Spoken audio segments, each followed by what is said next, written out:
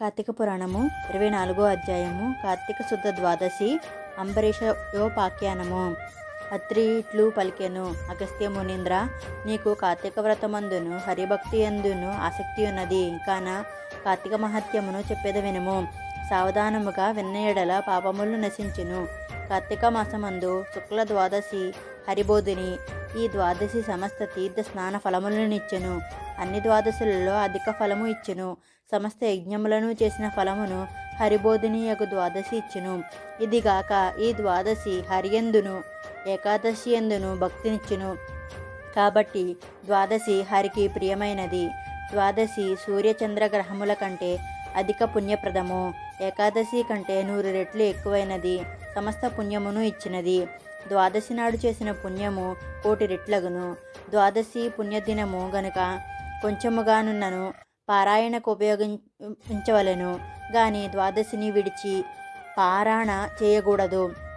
ఇతర నియమములన్నింటినీ విడిచి ద్వాదశి స్వల్పకాలమందు పారాయణ చేయవలెను. కానీ పుణ్యమును గోరువారు ద్వాదశిని విడవకూడదు. ఏకాదశి యందు ఉపవాసం ఆచరించి మరునాడు ద్వాదశి కాలము అతిక్రమించక భోజనము చేయవలెను. ఉపవాసముండి మరునాడు ద్వాదశి భోజనము చేయుట పారణ అనబడును. ఈ విషయమును తెలిసియే పూర్వమందు పరమ భాగవతుడైన అంబరీష మహారాజు పారణకు ద్వాదశిని విడవలేదు. ద్వాదశి ఉండగానే హరికి నివేదించి అన్నము భుజించుట పారణ అనబడును. అంతలో దూర్వాస మహాముని వచ్చి ఆదిత్యమును వంకచేత భోజనమును యాచించెను. అంబరీషుడు సరేనని ద్వాదశి పారణకు దూర్వాసుని రమ్మనెను. దూర్వాసుడు పారణకు అంగీకరించి అనుష్ఠానము కొరకు వెళ్ళెను. ఆనాడు ద్వాదశి అతి స్వల్పముగా నుండెను. దూర్వాసుడు రాకపోయెను. ద్వాదశి పోవుచున్నది. ఇట్టి సంకటము సంభవించినది.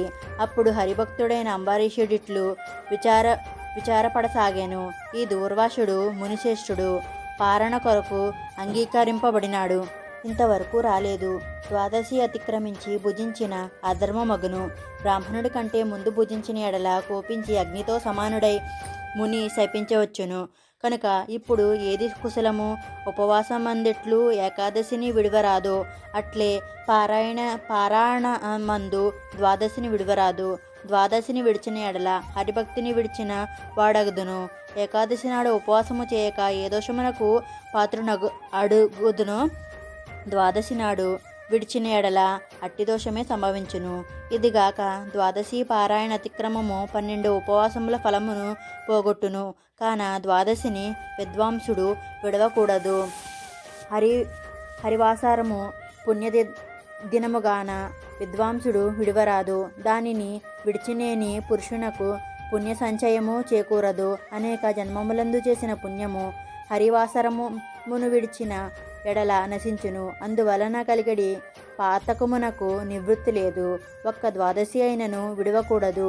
దీనికి ప్రతీకారము లేదు. అనేక వాక్యములతో పని ఏమున్నది? ఇది నిజము. హరివాసరమునకు విడిచిన ఎడల హరిభక్తి ఉండదు. హరిభక్తిని విడిచుటయందు నాకు మహాభయమున్నది. కాబట్టి ఇట్టి సంకటమందు హరిభక్తిని విడిచుట కంటే పారణయే ముఖ్యము. బ్రాహ్మణ శాపము వలన నాకేమయూ భయము లేదు. శాపము వలన కల్పాంతము దుఃఖము రానిమ్ము. ద్వాదశిని విడిచినచో హరివాసరము ఏకాదశులు 10 విడవబడినయగు. హరివాసరము మునుమును విడిచిన ఎడల హరిభక్తి రూపించును. కనుక హరిభక్తిని విడిచుట కంటే బ్రాహ్మణ శాపమే కొంచెము మంచిది. కాబట్టి హరిభక్తికి లోపము తెచ్చుట కంటే బ్రాహ్మణుని కంటే ముందు భోజనము చేసిన ద్వాదశి హరివాసరమును పోనివ్వక తద్వారా హరిభక్తిని నిలుపుకొనుట మంచిది. అట్లైన ఎడల హరి ఏ కష్టాలు రానకుండా కాపాడును. అంబరీషుడిట్లు మంచి మనిషితో నిశ్చయించుకుని వేదవేత్తలైన బ్రాహ్మణులను ఇట్లని అడిగాను. ఓ బ్రాహ్మణోత్తములారా వినుడు. దూర్వాసుడు భోజనమునకు వచ్చేదనెను. నేను ఇట్లా అంగీకరించి తిని ఇప్పటికీ రాలేదు. ద్వాదశి పోవుచున్నది కనుక బ్రాహ్మణుడి కంటే పూర్వము భోజనము చేసినందున బ్రాహ్మణ అతిక్రమణము ద్వాదశిలో పారణ చేయకపోతే ద్వాదశ్యతి క్రమము కలుగును. కనుక మీరు బలాబలములను విచారించి రెండిటిలోనూ ఏది యుక్తమో చెప్పుడు అని అడిగాను. ఆ మాట విని ఆ బ్రాహ్మణులు ధర్మబుద్ధితో ద్వాదశి యొక్కయు అతిథిగా వచ్చిన బ్రాహ్మణుని యొక్కయు గౌర లఘవములను విచారించి ఇట్లనిరి. బ్రాహ్మణులు ఇట్లు పలికిరి: సమస్త భూతముల యందును అగ్నిరూపుడైన ఈశ్వరుడే భక్ష్యభోక్ష చోహ్యాలేహ్య రూపమైన అన్నమును భుజించుచున్నాడు. ప్రాణవాయువు వలన జఠరాగ్ని ప్రజ్వలిత మండుచుండగా జంతువులకు అన్నమును గోరడి ఆకలి కలుగుచుండును. ప్రాణవాయువు చేత కొట్టబడిన జఠరాగ్ని సంతాపమును చేయుటయే క్షుప్ని పాసలనబడును. కాబట్టి ప్రాణసహితముగా అగ్ని సర్వాసుర పూజితుడగుచున్నాడు. కాబట్టి సర్వభూతములందున్న అగ్నిని నిత్యము పూజించవలెను. కాబట్టి తన ఇంటికి వచ్చిన శూద్రుని గాని చండాలుని గాని విడిచి భుజింపరాదు. సాక్షాత్ బ్రాహ్మణుని విడిచి భుజించరాదని చెప్పవలసినదేమున్నది?